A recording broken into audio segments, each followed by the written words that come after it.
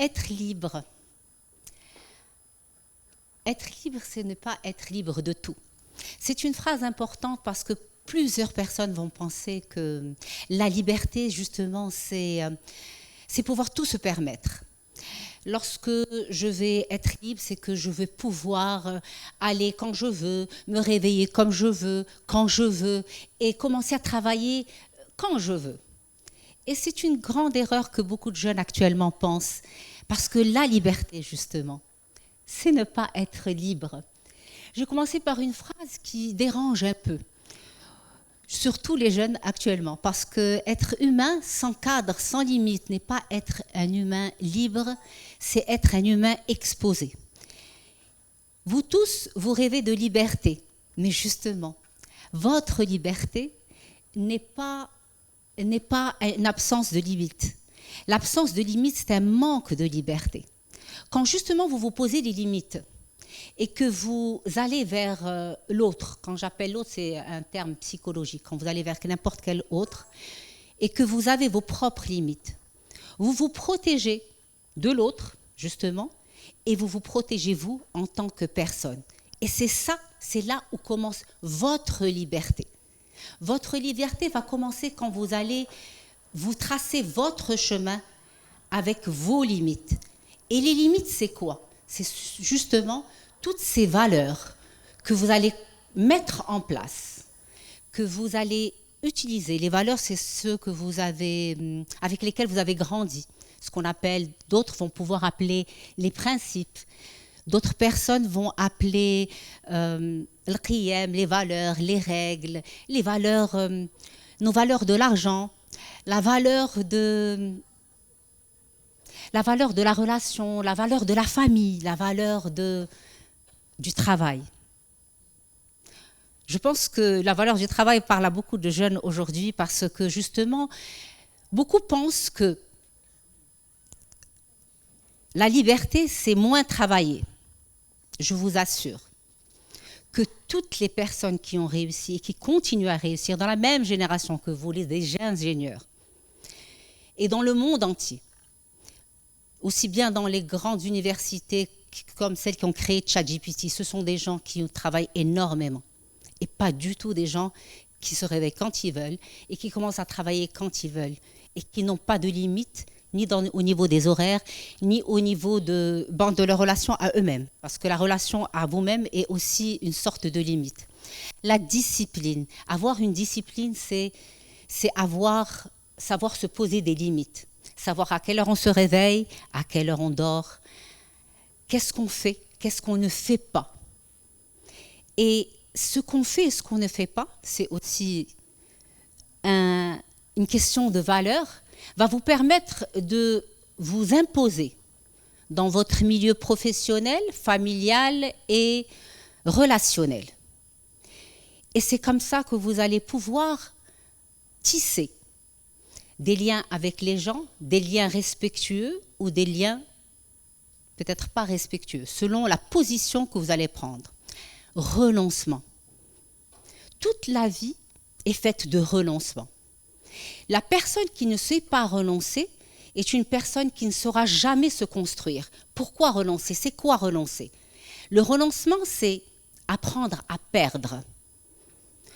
Nous ne pouvons pas gagner quelque chose si nous ne savons pas perdre quelque chose. C'est quoi perdre?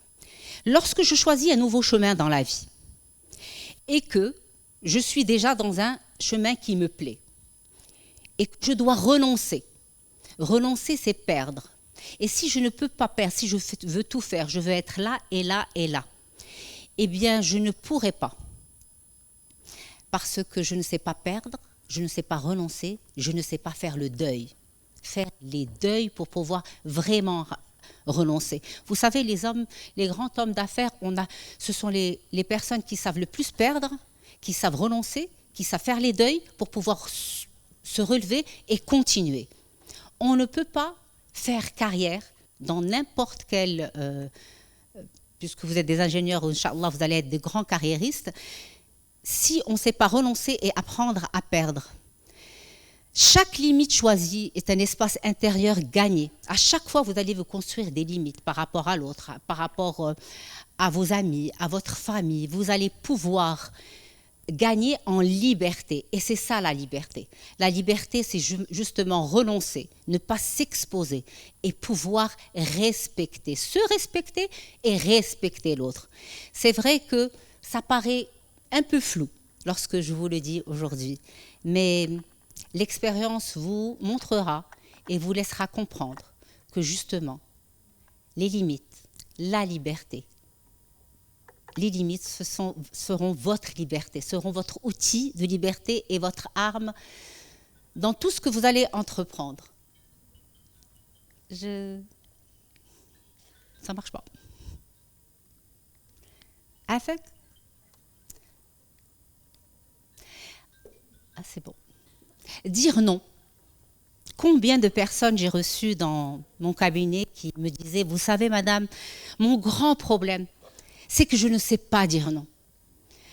Des étudiants, justement. Vous savez, madame, dès que je rentre en classe, chaque année, c'est la même chose. Il y a quelqu'un qui me repère et qui vient chez moi me demander de lui faire ses devoirs, m'appeler en fin de journée pour lui donner toutes les réponses. Maintenant, bon, on va dire merci à ChatGPT puisqu'il est là. Mais me donner toutes les réponses et je suis toujours là à ne pas pouvoir dire non. Comment dire non? Eh bien, dire non, c'est aussi renoncer. Eh oui. On ne peut pas dire non si on ne sait pas renoncer à cette personne altruiste, parfaite, gentille, superbe qu'on veut laisser croire aux autres ou bien l'image qu'on veut renvoyer à l'autre. Vous devez renoncer, là aussi, et apprendre à perdre pour pouvoir dire non. Parce que dire non, ça coûte un prix. Et dans la vie, rien n'est gratuit. Vous payerez un prix pour chaque chose que vous allez entreprendre, décider, faire dans votre vie. Quand une personne dit non, eh bien, elle renonce à cette image de perfection ou de gentil ou de... En fait, l'image qu'elle cultivait. Et dire non, c'est prendre la place de quelqu'un qui dit non, d'une personne qui va être affirmée. Parce qu'une personne affirmée, ce n'est pas une personne qui va savoir, qui va être dans l'agressivité, c'est-à-dire dire non de manière agressive. Non. C'est justement dans une ligne où vous avez le 0 au milieu, un -10 à droite, un +10 à gauche. Ce ne sont pas ni les personnes passives, ni les personnes dans l'agressivité, ni les personnes qui aussi, souvent, on va voir les gens qui ne sont pas affirmés, qui vont osciller entre une passivité et une agressivité. Eh bien non, c'est tourner autour du 0, savoir dire non. Il y a des techniques de communication qui sont importantes à apprendre pour savoir dire ce non, ce fameux non. Et ça renforce vos relations, ça clarifie vos intentions et vous protège de toutes les mauvaises énergies. Et passer une bonne année scolaire. Ne pas être ce bouc émissaire que l'on vise par une personne qui a l'habitude de viser des gens qui vont être, on va dire, avoir une mésestime, une faible confiance en soi, un problème d'affirmation. Eh bien, vous allez commencer par apprendre à vous affirmer, vous allez dire non et essayer de savoir à quoi ça vous renvoie et qu'est-ce que ça remonte chez vous, quelles sont les émotions qui bougent en vous. Et là, vous allez comprendre. Essayez de vous connecter à vos émotions pour comprendre qu'est-ce que ce nom révèle.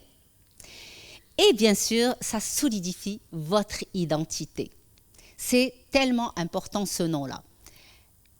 Liberté intérieure, la liberté la plus difficile. Parler sans filtre, ce n'est pas être libre. Ah oui, j'adore ça. Ça me rappelle une petite vidéo, un podcast que j'avais fait où j'avais dit où beaucoup de gens sont venus me dire mais qu'est-ce que ça veut dire lorsqu'on déverse. Je suis venue dire que personne n'a le droit de venir déverser ce qu'il a à dire. Il faut savoir quand dire et quand parler. On ne déverse pas, on ne se déverse pas à l'autre. Et beaucoup de gens disent, mais non, ça c'est un manque d'authenticité. Non, ce n'est pas un manque d'authenticité. Être authentique, c'est très bien. Parler de ton cœur et du fond de ton cœur, c'est parfait. C'est pas clair, comme on dit. Mais cela ne te permet à aucun moment de venir te déverser. Tu dois connaître tes limites, savoir te tenir, à quel moment parler et à quel moment dire une chose et à quel moment ne pas le dire. Et c'est ça la liberté et c'est ça la force.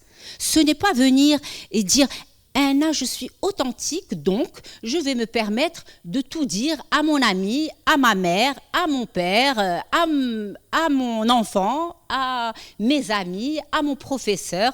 Non. D'abord, le respect de vous, de qui vous êtes. Et à ce moment-là, je trouverai la manière, le moment opportun, la manière de le dire ou de ne jamais le dire. Et alors, où est le problème ? Est-ce que vous ne savez plus vous retenir ? La rétention, c'est une grande qualité. Nous ne sommes pas obligés de dire tout ce que l'on pense et tout ce que l'on ressent, malgré que ça nous dérange, que ça puisse nous faire mal, que ça puisse être très gênant. Mais ça n'empêche pas que ça ne veut pas dire que vous n'êtes pas authentique. Ça veut tout simplement dire que vous êtes une personne qui savait prendre soin de vous et de l'autre et être dans la maîtrise. La maîtrise n'est pas négatif. Savoir se maîtriser, se tenir, se contenir, mon Dieu, se contenir. Nous avons tous un contenant et nous gagnerons à l'entretenir. Nous ne pouvons pas venir au nom de la liberté qui n'est à aucun moment une liberté et venir se déverser à l'autre ou et dépasser toutes nos limites. Donc, être responsable. La liberté des esprits mûrs, ça s'appelle. La liberté intérieure, la liberté la plus difficile n'est pas extérieure et elle est à l'intérieur, c'est ce que je viens d'expliquer. Accepter qu'on ne peut pas tout être, tout vivre, oui. Personne ne peut tout vivre. Personne ne peut tout être. Vous avez été leurré et vous continuez d'être leurré par ce qu'on appelle aujourd'hui les réseaux sociaux, qui est un sacré outil de travail et non pas un outil de destruction. Vous ne pouvez pas penser, comprendre, lorsque vous avez un esprit d'ingénieur ou un esprit quand on vous a construit, quand vous vous êtes construit, penser qu'on peut tout ou que l'on peut tout vivre. C'est un leurre, c'est un mensonge. Chacun a sa manière de vivre et chacun retrouve sa liberté dans ce qui lui plaît. Et c'est comme ça que vous allez vous découvrir qui vous êtes. Et la joie de l'autre ne peut pas représenter ma joie ou mon bonheur.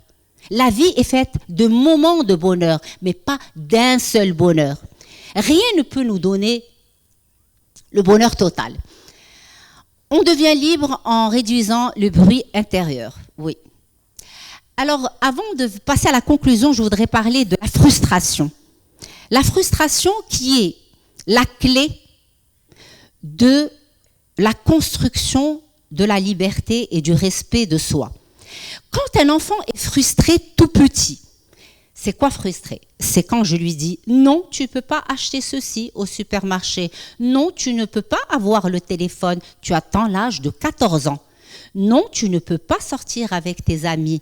Tu attends le week-end. » Eh bien, cet enfant, qu'est-ce qu'il va faire ? Il va apprendre à reporter le plaisir. Reporter le plaisir. Et oui, c'est très important. Le plaisir immédiat, il est dangereux. Un enfant qui va avoir tout ce qu'il veut de manière immédiate, c'est un enfant qui a enregistré de manière inconsciente dans son cerveau que le plaisir, il est immédiat et qu'il doit avoir ce plaisir immédiat, sinon il n'est pas heureux. Alors que dès qu'il a ce plaisir immédiat et qu'il a l'habitude d'avoir ce plaisir immédiat, de toutes les manières, qu'est-ce qu'il fait le cerveau ? C'est le cerveau du plaisir et la dopamine, le circuit dopaminergique qui est le même circuit que le circuit des drogués, de la personne qui consomme la coke, vous pouvez être choqué, mais c'est la réalité, eh bien, il lui donne un plaisir immédiat et hop, ça descend. Donc, vous voyez des enfants qui jouent à un camion et qui le cassent et qui le jettent et qui veulent, et après, et la suite, et c'est interminable. Et les parents sont démunis, ils vont consulter parce qu'ils ne comprennent pas ce qui arrive. Mon enfant, il a tout, vous savez, moi j'avais rien. Eh bien oui, il faut qu'il ait rien pour qu'il puisse gagner un tout. Vous savez, madame, moi j'avais rien, baba, ma كانش والدي, ما كانش قادر يشري لي حتى téléphone, justement, il ne faudrait pas lui acheter. Il faudrait qu'il attende, qu'il oui, comme ça, il est surpris, il est satisfait. Nous sommes des êtres humain où on gagne à gagner la satisfaction, attendre la chose. Et bien justement, cet enfant qui n'est pas frustré, qu'est-ce qui peut lui arriver?